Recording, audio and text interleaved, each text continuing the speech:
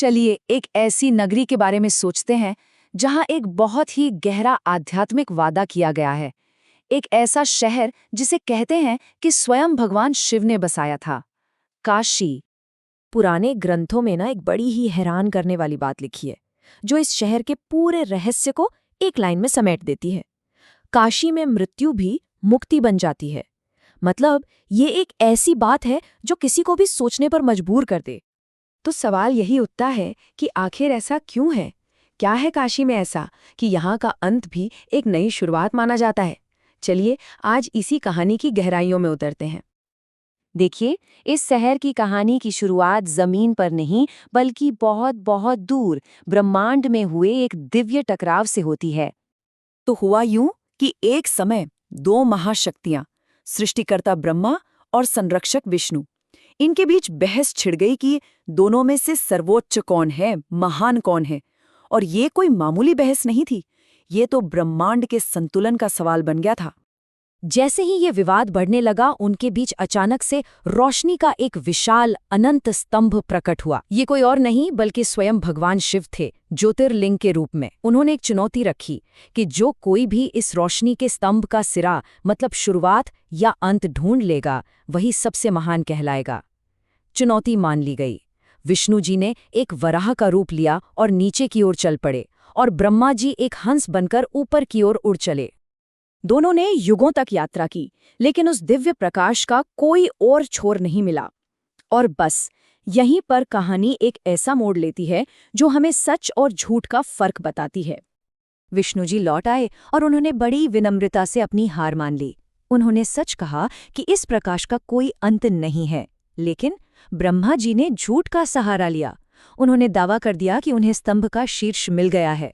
बस इस धोखे से भगवान शिव इतने क्रोधित हुए कि उन्होंने ब्रह्मा को दंड दिया।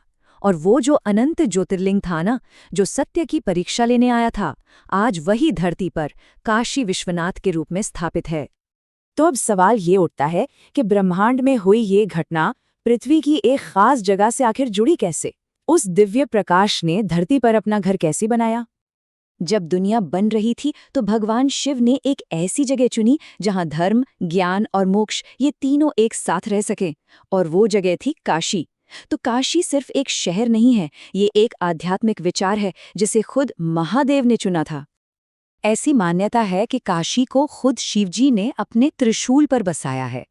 मतलब ये कोई साधारण जमीन नहीं, बल्कि ये तो उनका अपना घर है, जहां वो हर रोज अपने भक्तों की पुकार सुनने के लिए मौजूद रहते हैं।